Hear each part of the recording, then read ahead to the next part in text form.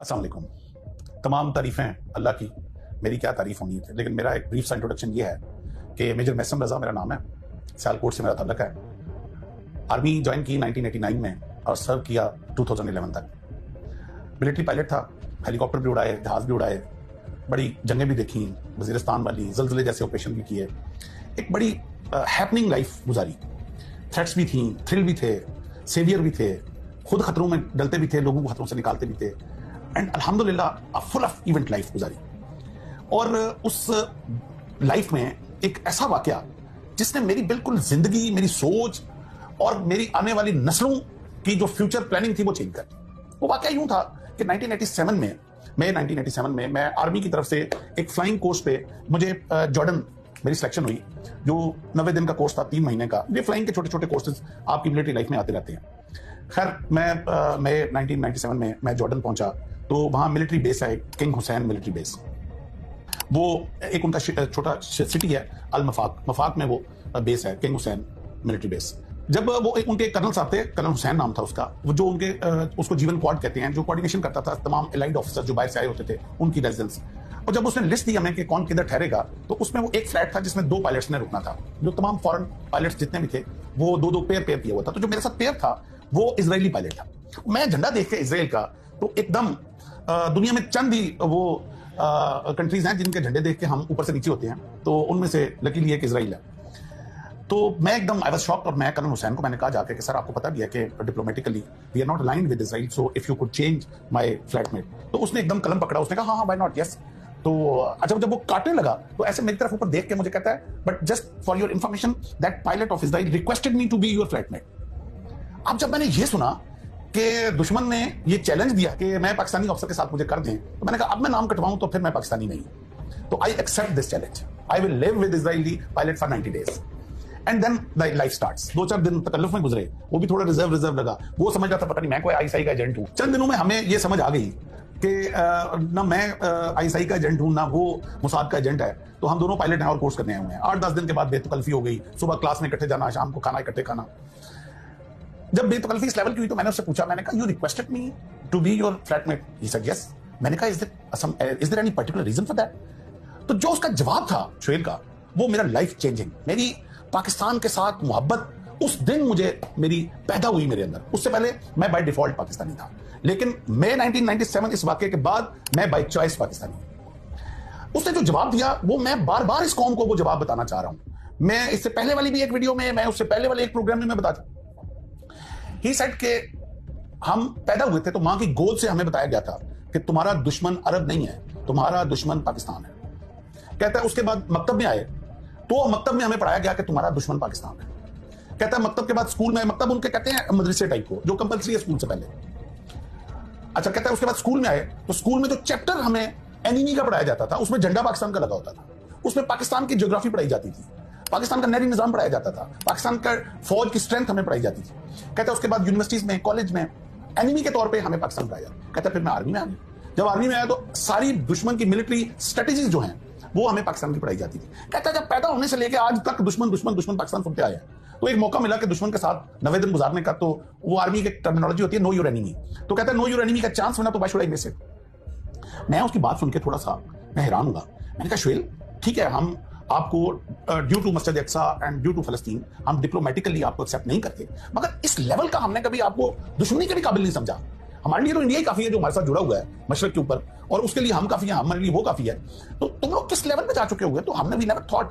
तो जो इसके बाद जो उसने जवाब दिया वो इससे भी ज्यादा अहम था। उसने कहा तुम लोग अभी सोए हुए हो, अभी तुम्हारे लीडर्स तुम्हें बता नहीं रहे कि तुम लोग क्या हो और क्या काम तुम लोगों से लिया जाना है, जबकि हमारे लीडर्स ने हमें बता दिया। इसलिए हमें बहुत क्लियर है कि तुम लोग क्या हो, लेकिन तुम लोगों को खुद अभी नहीं पता तुम लोग क्या हो। और जब मैंने थोड़ा इसरार किया, उसको अनफोल्ड किया, तो उसने कहा कि कभी तुम लोगों ने गौर किया कि पूरी दुनिया का नक्शा ले लो, पूरी दुनिया में 2 कंट्रीज ऐसे हैं जो रिलीजियस आइडियोलॉजी की बुनियाद पर बने हैं, और वो एक पाकिस्तान और एक इजराइल है। पाकिस्तान बना 1947 में, इजराइल बनता 1948। अब what a coincidence, what a coincidence कि 9 महीने के अरसे के अंदर अंदर 2 मुल्क, जो काम जब से दुनिया बनी थी नहीं हुआ था, और वो एक ही 9 महीने के अंदर अंदर वो काम दुनिया में होता है। पाकिस्तान बनता है 27 रमजान को, वो मुबारक ताक रात जिसके लिए हमारा कुरान भी ना अंज़लना पूरी उतरी उसके ऊपर, हमारी सारी दुनिया जानती है कि वो ताक़त क्या है हमारे लिए। जिस रात फरिश्ते उतरते हैं अपनी रहमत के लिए, खुदा फरमा रहा है, और साथ वो भी अल्लाह का, तुम क्या जानोगे ये रात क्या है। और इजराइल बनता है 1948 में। अब जब वो कहता है, शोएल कहता है मुझे कि ये ऐसे ही नहीं बना, ये बाय डिवाइन हुआ है, और जब एंड ऑफ द वर्ल्ड जो जंग होनी है वो हमारे दो मुल्कों के बीच में होनी है। आधी दुनिया तुम्हारे पीछे खड़ी होगी, आधी दुनिया हमारे पीछे खड़ी होगी, और ये उसके लिए तैयारी की जा रही है। अच्छा, मैं उसकी बातें सुन के मैंने कहा यार ये लंबी छोड़ गया, ये क्या बात कर रहा है। इसके पीछे तो आधी दुनिया खड़ी होगी, वो तो समझ आता है, अमेरिका इसके पीछे यूरोप है, इसको बनाने वाले यूरोपियन है, तो हमारे पीछे कौन खड़ा होगा। तो अब आके वो क्या कहता है, अब आके कहता है कभी तुम लोगों ने गौर किया, ऐसे उसने ना सामने वो एक पेंसिल पड़ी हुई थी जो हम पढ़ रहे थे, ये ड्यूरिंग स्टडी ये हमारी डिस्कशन हो रही थी, उसने पेंसिल पकड़ के ना कहता है तुम लोगों के अंदर ये कैपेबिलिटी नहीं है अभी कि ये पेंसिल बना सको अपने मुल्क में, ये चाइना से इंपोर्ट करते हो, जबकि इस वक्त दुनिया का सबसे लेटेस्ट न्यूक्लियर टेक्नोलॉजी तुम लोग बना के बैठे हुए। This is a miracle.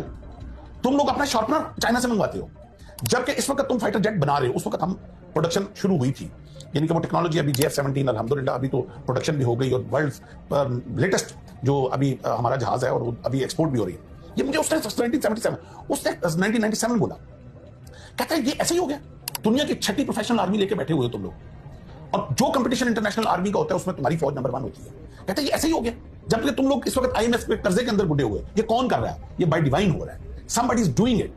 ये तुम लोगों को खुद नहीं अभी समझ आ रहा, ये जब आखिरी वक्त आना है, जब हम दोनों ने आमने सामने खड़ा होना, तुम लोगों को उस वक्त तुम्हारे लीडर्स ने तुम्हें गाफिल रखा हुआ है। वो बेतकल्लफी की वजह से फरत जज्बात में बोल गया, या कुछ ऐसा भी है कि हम पाकिस्तानी होस्ट बड़े अच्छे होते हैं, मैं उसको अक्सर बाहर खाने के लिए ले जाता था, बिल मैं पे करता था, तो वो हमारी जो अच्छी होस्ट होने की एक काबिलियत है ना, तो शायद उस वजह से वो सच उगल गया मेरे आगे।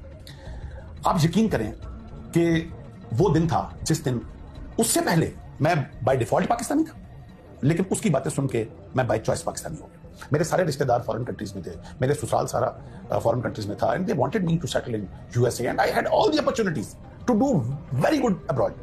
मेरे पास सब कुछ था, मगर I decided not to leave this country ever ever ever. और मैंने अपने बच्चों को भी कह दिया कि जिंदगी है, खुदा करे कि वो मौका आए, वो आखिरी जंग हमारी जिंदगी में इजराइल के आमने सामने हो, खुदा करे मुझे मौका मिले कि मैं पहली सफ में लड़ रहा हूं, खुदा करे कि वो खिलाफत और वो इमामत जो इमाम मेहदी लेके आएंगे, जो हमारी दज्जाल के साथ जंग हो, वो हमें और मेरी औलाद को मौका मिले कि हम अगली सफों में लड़ रहे हों।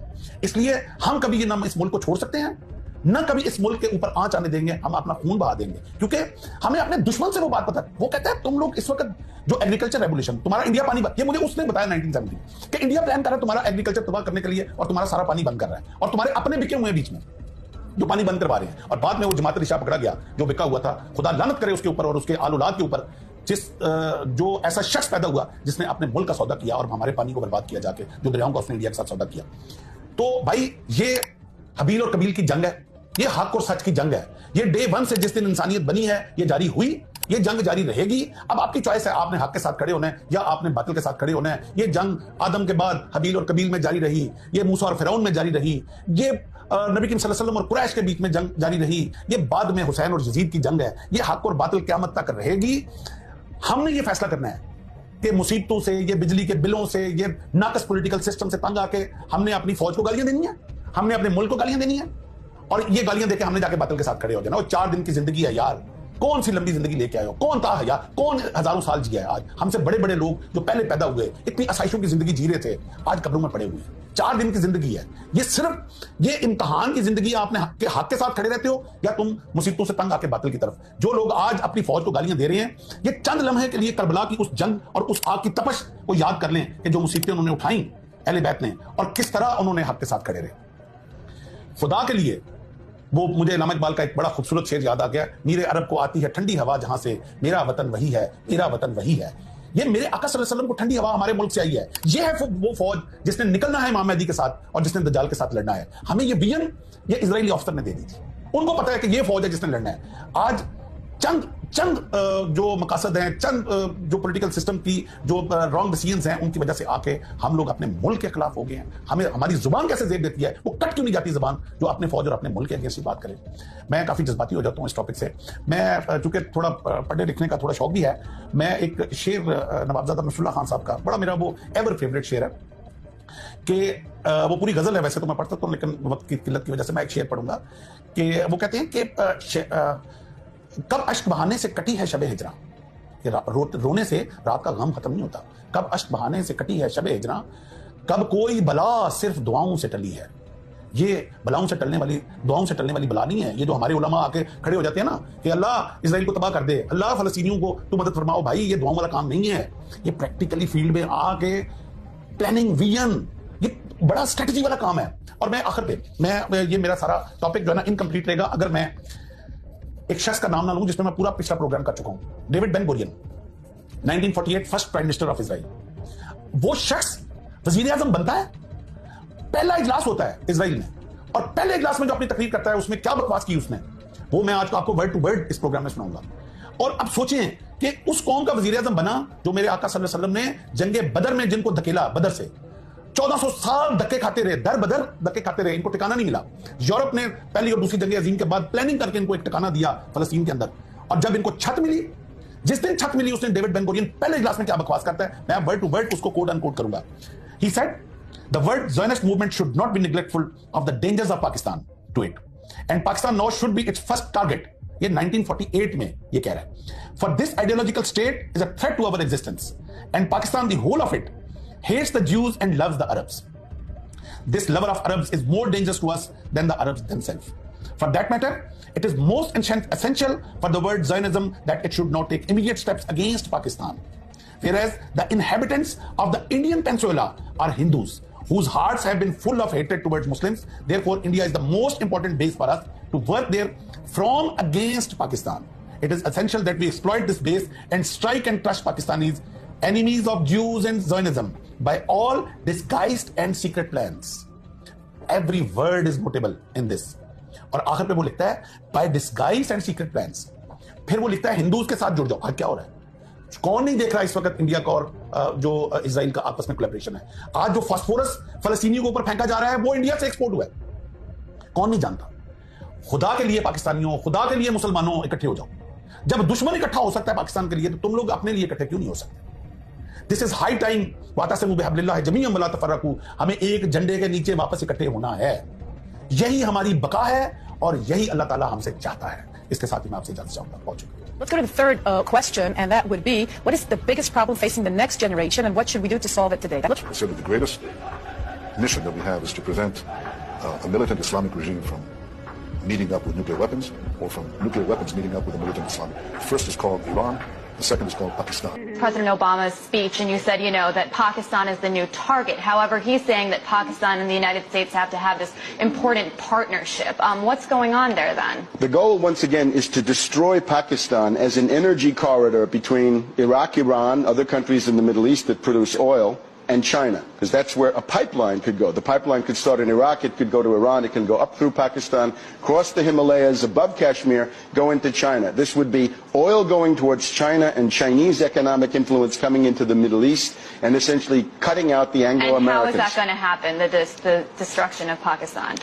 The idea is to provoke a civil war. In other words, take the existing civil war inside Afghanistan and massively export it. The U.S. would possibly consider a direct attack on Pakistan, but they can't, because Pakistan is too big and it has nuclear weapons. So there's nuclear deterrence. The only way to do it is to take the Pashtun population in Afghanistan and Pakistan, rile them up into an independence movement, do the same thing with the people in Baluchistan, and with that you've carved Afghanistan, you've broken Pakistan into 4 pieces or 3, and you've even started to carve Iran, because those Baluchis are a peripheral group of the Iranians. So परचम हिलाल के हम लाए हैं तूफान से कश्ती निकाल के, इस मुल्क को रखना मेरे बच्चों संभाल के। हम लाए हैं तूफान से कश्ती निकाल के, इस मुल्क को रखना मेरे बच्चों संभाल के। बरसों के बाद फिर उड़े परचम हिलाल के, इस मुल्क को रखना मेरे बच्चों संभाल के। हम लाए